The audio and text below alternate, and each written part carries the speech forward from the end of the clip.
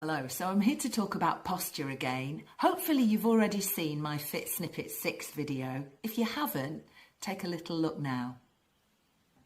After all that, let's take a look at the posture from the side. For me, this is the interesting one.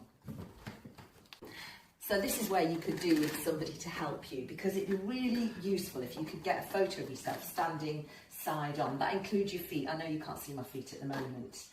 To assess it, you want to draw a vertical line through the points, the key points of your body. So you start off with your earlobe, just here. It doesn't have to be perfectly accurate.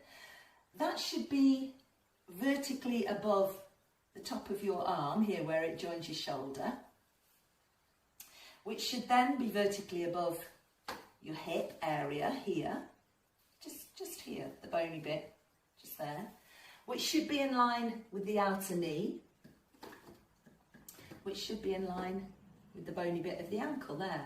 More or less. I mean, I could be more specific, but I'm not going to be. I think if we get into real detail, it's just going to make people really concerned. And we're just looking for a general idea here. So if you stick your chin out like that and allow your cervical spine, the top of your back of your neck, to become too much of a curve, you end up with your ear far too far forward. So just be wary of that. But then again, if you try and pull it back all of a sudden, that's not going to be good for you. So you have to just be aware that these things have to be altered gradually. And that's what I meant at the beginning. Don't panic. Don't start thinking, oh my gosh, because you could do more harm than good. Shoulders can often be forwards like so. And that's to do with, you know, our lifestyle today often, isn't it? With hunching ourselves, cold climate and hunching ourselves around computers. So shoulders back and down. Again, if you do it too suddenly and worry about it too much, it's going to be more uncomfortable for you. So it's a gradual thing, whenever you remember initially. Coming to the pelvis, this is really interesting. You can tip your pelvis forward, and that's a really common stance which is uncomfortable, but it may be comfortable for you because that might be what you do all the time.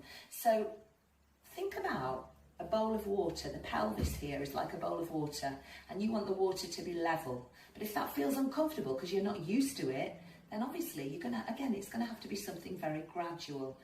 Again, I could go into more detail, and everybody's different, and often these issues are to do with how you are anyway. It's not to do with the fact that you've got poor posture, it's just how you are. You may slightly vary from the average, but just if you do have problems, if you do have aches and pains, it might be something worth looking at. So bowl of water level. Some people have a posterior tilting pelvis, so you imagine the water would be sloshing out the back. Some people have an anterior tilting pelvis, so you want somewhere in between the two, so you can play around with that a little bit gently.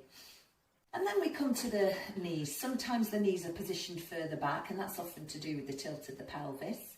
And the same with the ankles too, but if you get your pelvis and the top part sorted, everything hopefully should fall into place. But remember, it's a gradual thing. It's not something that you want to tackle suddenly. So don't panic, just have a little look and see if you can very gradually adjust a few things if you find you're having problems.